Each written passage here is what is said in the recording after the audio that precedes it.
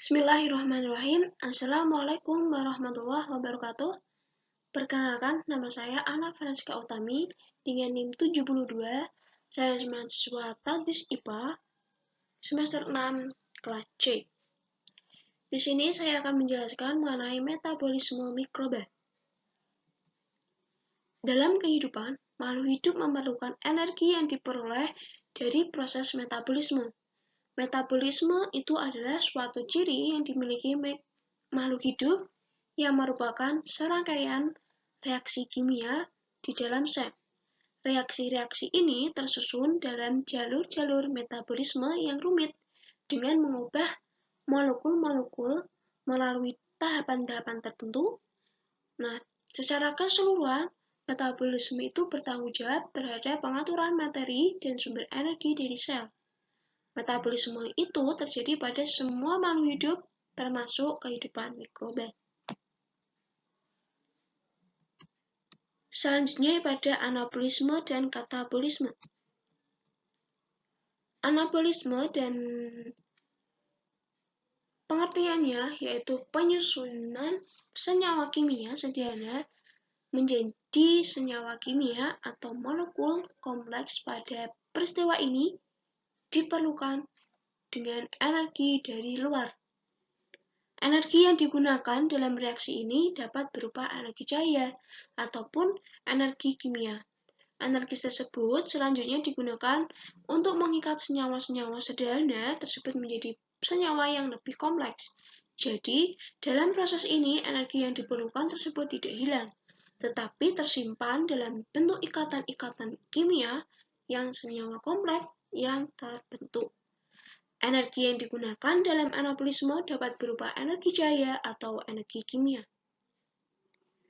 Nah, dari anabolisme yang menggunakan energi cahaya itu adalah proses fotosintesis, kemudian dari anabolisme yang menggunakan energi kimia itu dikenal sebagai kemosintesis. Selanjutnya yaitu pada katabolisme. Katabolisme yaitu reaksi pemecahan atau pembongkaran senyawa kompleks yang menjadi senyawa-senyawa yang lebih sederhana dengan menghasilkan energi yang dapat digunakan organisme untuk melakukan aktivitasnya. Fungsi dari reaksi katabolisme itu adalah untuk menyediakan di mana energi dan komponen itu dibutuhkan oleh reaksi dari anabolisme tersebut. Nah, ini adalah struktur dari metabolisme. Metabolisme terdiri dari katabolisme dan anabolisme. Nah, dari anabolisme itu untuk memperoleh energi. Kemudian dari katabolisme itu terdiri atas karbohidrat, kemudian protein, kemudian lemak. Nah, dari karbohidrat itu respirasi cahaya melalui aerobik, kemudian ada juga anaerobik. Protein dan lemak itu masuk ke siklus Krebs. Kemudian anabolisme, misalnya pada kemosintesis, kemudian fotosintesis. Nah, fotosintesis ini juga terjadi pada reaksi terang, kemudian reaksi gelap. Nah, kemudian dari reaksi terang dan reaksi gelap ini terbentuk karbohidrat. Selanjutnya yaitu pada produksi energi oleh mikroba, yaitu pada respirasi, fermentasi, kemudian fotosintesis.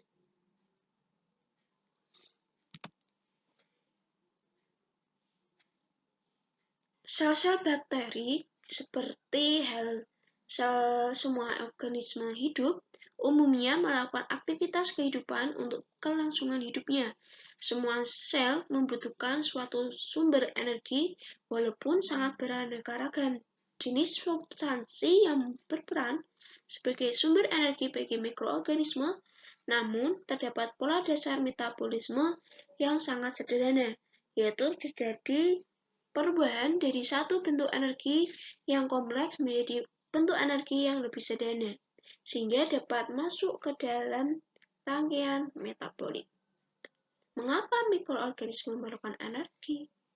Nah, berikut adalah peranan ATP pada reaksi anabolisme dan katabolisme.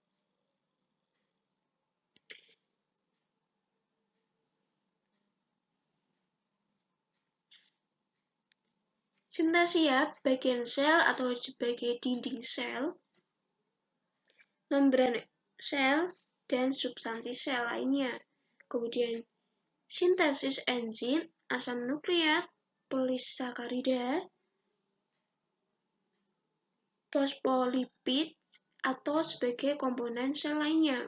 Kemudian mempertahankan kondisi sel atau optimal dan memperbaiki bagian sel yang rusak. Selanjutnya pertumbuhan dan perbanyakan, kemudian penyerapan hara dan ekskresi senyawa yang tidak diperlukan atau waste product. Kemudian pergerakan motilitas. Berikut adalah proses di mana pada reaksi anabolisme dan katabolisme. Selanjutnya pada bakteri yang mengubah zat kimia dan energi radiasi ke bentuk yang berguna untuk kehidupan melalui respirasi, fermentasi, dan fotosintesis.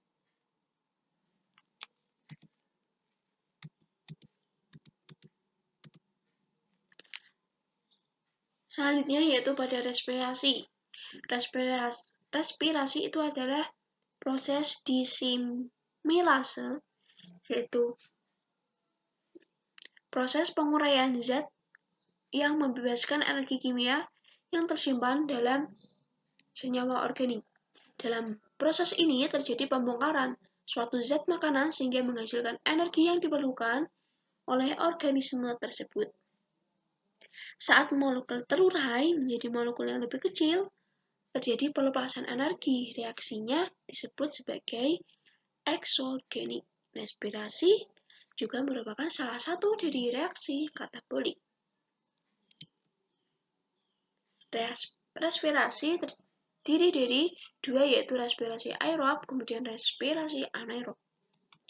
Respirasi aerob itu respirasi yang membutuhkan oksigen bebas. Pada proses ini, oksigen merupakan senyawa penerima hidrogen air. Secara sederhana, respirasi yang satu ini diartikan sebagai sebuah reaksi katabolisme yang memerlukan suasana aerobik. Dengan demikian, dalam prosesnya, keberadaan oksigen sangat dibutuhkan. Hasil dari reaksi ini adalah energi dengan jumlah yang besar. Energi tersebut disimpan dalam bentuk energi kimiawi yang dikenal dengan kode ATP. Nah, dari energi ATP ini akan digunakan untuk sel di dalam tubuh makhluk hidup untuk menunjang beberapa hal seperti pertumbuhan, gerak, kemudian transportasi, reproduksi, dan kegiatan lainnya. Secara sederhana, rumus yang menggambarkan respirasi aerob adalah C6H12 plus 6O2 menjadi 6CO2 dan N6H2O.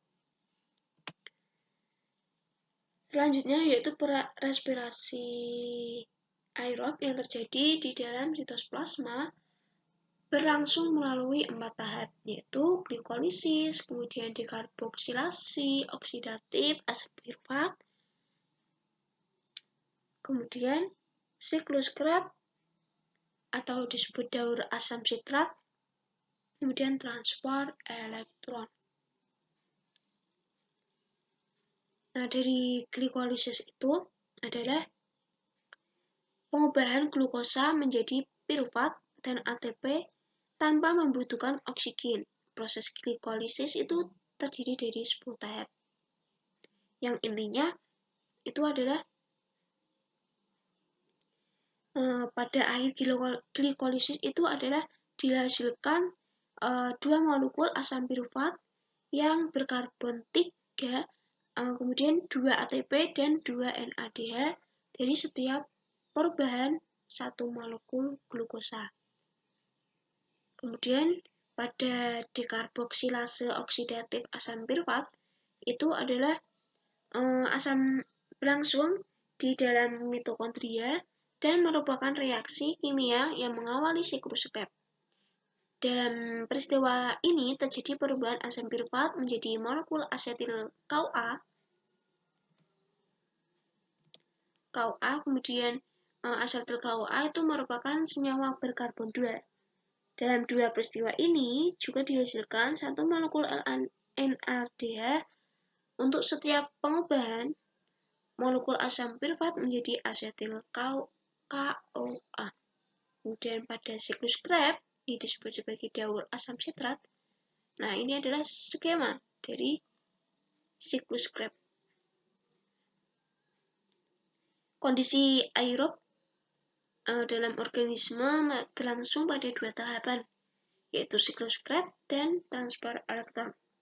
Pada organisme eukariotik, proses ini berlangsung pada matrik dalam mitokondria, sedangkan pada preeukariotik berlangsung pada dalam sitoplasma. Tahapan siklus Krebs sebagai berikut. Ini adalah siklus Krebs. Nah, asam pirufat dari proses glikolisis selanjutnya masuk ke siklus Krebs setelah bereaksi dengan NAD. Kemudian NAD itu disebut sebagai nikotinamida adenin dinukleotida. Dan koenzim A atau sebagai KOA membentuk asetil CoA. Dalam peristiwa ini, CO2 dan NADH dibebaskan, perubahan kandungan C dari 3C sebagai asam pirufat menjadi 2C asetil CoA. Ini asetil CoA, ini 2C. Nah, kemudian reaksi antara asetil CoA 2C dalam asetil oksaloasetat 4C ini dan terbentuk asam sitrat 6C. Dalam peristiwa ini, CoA dibebaskan kembali. Selanjutnya, pada asam sitrat 6C dan NAD plus membentuk asam alfa ketoglutarat. Ini glutarat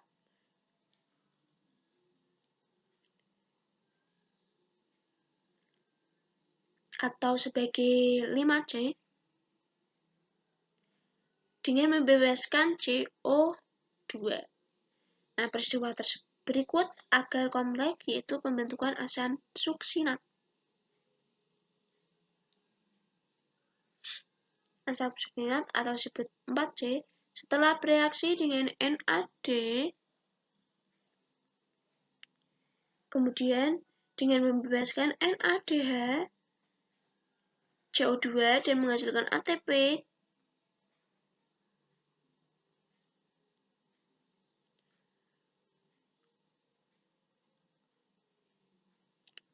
bereaksi dengan ADP, kemudian dan asam fosfat anorganik. Nah, asam suksinat. Ini asam suksinat terbentuk, kemudian bereaksi ke FAD dan membentuk asam malat. Asam malat dengan membebaskan FAD2. Ini membentuk malat, kemudian membebaskan FAD2. FADH2. Nah, kemudian asam malat MAC kemudian bereaksi dengan NAD plus membentuk asam oksaloasetat, kemudian membebaskan NADH karena asam oksaloasetat akan kembali ke asetil CoA seperti langkah yang di atas. Nah, dapat disimpulkan bahwa siklus Krebs merupakan tahap kedua dalam respirasi aerob yang mempunyai fungsi tiga fungsi, yaitu menghasilkan NADH, FADH2, serta ATP, membentuk kembali oksaloasetat. Nah, oksaloasetat ini berfungsi sebagai siklus Krebs selanjutnya. Dalam siklus Krebs dihasilkan 6 NADH, 2 FADH2, dan 2 ATP.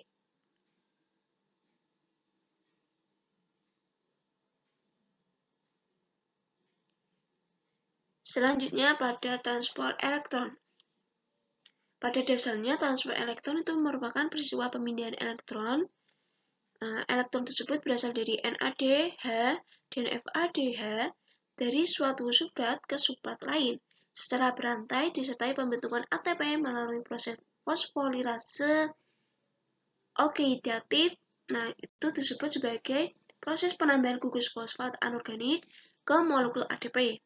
Dalam transfer elektron, yang menjadi penerima elektron terakhir adalah oksigen, sehingga pada akhir peristiwa ini terbentuk yaitu O, NADH, dan FADH. Dalam transfer elektron berfungsi sebagai senyawa pereduksi yang menghasilkan ion hidrogen. Setiap molekul NADH yang memasuki rantai transfer elektron akan menghasilkan 3 molekul ATP, dan setiap molekul FAD akan menghasilkan 2 molekul ATP. Begitu. Itu adalah penjelasan dari transport elektron. Selanjutnya pada respirasi anaerob. Respirasi anaerob itu adalah salah satu proses katabolisme yang tidak menggunakan oksigen bebas sebagai penerima atom hidrogen yang terakhir, tapi menggunakan senyawa tertentu seperti etanol, kemudian asam laktat. Nah, jadi respirasi anaerob dapat berlangsung di dalam udara yang bebas. Tapi proses ini tidak menggunakan oksigen yang tersedia di dalam udara itu. Respirasi anaerob juga lazim disebut sebagai fermentasi, meskipun tidak semua fermentasi itu anaerob. Nah, selanjutnya yaitu pengertian dari fermentasi itu. Apa yang dimaksud dengan fermentasi itu? Nah, saya akan menjelaskan pengertian begitu juga dengan ciri-ciri fermentasi. Nah, fermentasi itu adalah proses pembebasan energi tanpa oksigen.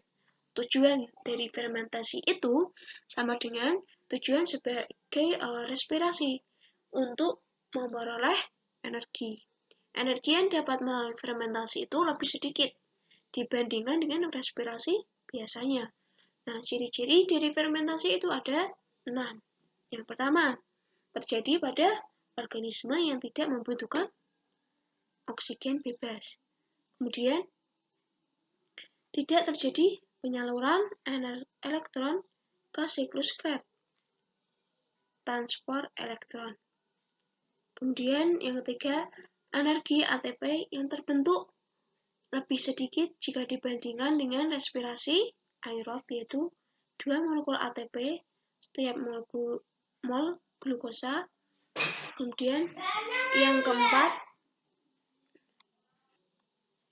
mohon maaf tadi ada suatu kendala.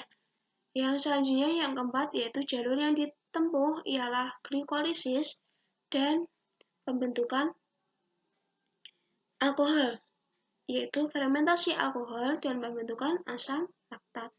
Yang kelima yaitu menghasilkan produk berupa asam-asam organik, alkohol, dan gas.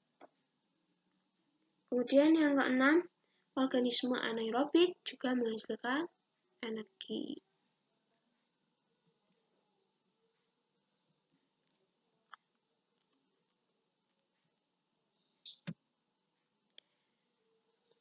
Selanjutnya yaitu mikroorganisme dan produk fermentasi. Nah, tergantung pada tipe mikroorganismenya, asam piruvat, CH3COO, COOH dimetabolisme lebih lanjut untuk menghasilkan produk akhir fermentasi. Sebagai ditunjukkan dalam skema berikut, fermentasi asam homolaktat, kemudian fermentasi alkohol, kemudian fermentasi asam kampura, kemudian fermentasi butelin glikol, kemudian fermentasi asam propionat, kemudian fermentasi asam butirat.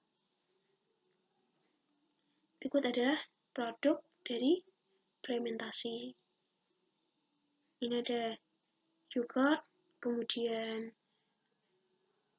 vinegar, dan lainnya.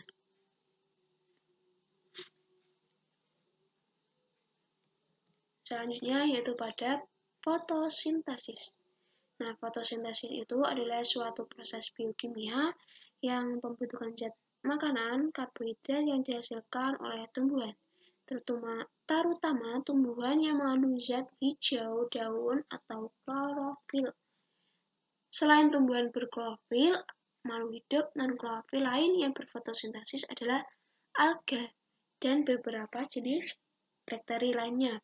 Organisme ini berfotosintesis dengan menggunakan zat hara, kemudian karbon dioksida dan air serta bantuan energi cahaya matahari.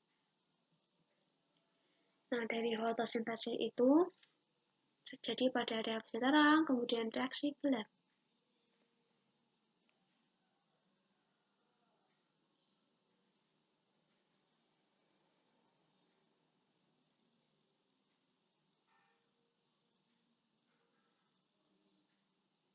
Dari reaksi terang itu adalah cahaya mengenai klorofil A yang menyebabkan elektron tereksitasi sehingga mempunyai energi yang lebih tinggi. Dalam satu rangkaian reaksi kimia energi tersebut diubah menjadi ATP, kemudian NADPH akan terurai, air akan terurai, kemudian dan melepaskan oksigen sebagai satu produk reaksi ATP dan NADPH digunakan untuk membentuk karbohidrat pada reaksi gelap. Kemudian reaksi gelap dikenal sebagai fiksasi karbon. Nah, 6 molekul gas asam arang masuk ke dalam sel melalui stomata dan akan diikat oleh riboglucose bifosfat yang disebut sebagai RUBP yang merupakan suatu senyawa berkarbon 5 yang akan diubah menjadi satu molekul gula. Peristiwa ini terjadi di dalam Troma dan telah diperkenalkan oleh Melvin Calvin sehingga selanjutnya dikenal sebagai siklus Calvin. Begitu. Selanjutnya yaitu masih pada materi fotosintesis ya. Di sini pada kelompok bakteri yang dibedakan atas onigenik fotosintesis, kemudian onigenik fotosintesis. Nah, dari anogenik fotosintesis ini proses fotosintesis yang tidak menghasilkan oksigen dan H2S berperan sebagai donor elektron. Nah, anogenik fotosintesis ini ditemukan pada green sulfur bacteria, kemudian green non-sulfur bacteria, kemudian purple sulfur bacteria, kemudian purple non-sulfur bacteria. Nah, dari donor elektron bervariasi itu ada H2S atau disebut senyawa organik pada green dan purple sulfur bacteria, kemudian H2 atau disebut senyawa organik pada green and purple non-sulfur bacteria hanya memiliki satu fotosistem. Nah, selanjutnya pada green bacteria itu kemudian fotosistem sama dengan PSI. Pada purple bacteria itu fotosistem sama dengan PSII. Fungsi utama adalah menghasilkan ATP melalui kiklik phosphorylation. Selanjutnya pada organik fotosintesis. Proses fotosintesis yang menghasilkan oksigen dan H2S berperan sebagai donor elektron. Ditemukan pada Cyanobacteria atau disebut blue green algae dan organisme eukariotik memiliki kloroplas. Donor elektron adalah H2O terhibridasi membentuk oksigen melalui dua fotosistem yaitu PSI dan PSII. Fungsi utama untuk menghasilkan NADPH dan ATP untuk fiksasi karbon.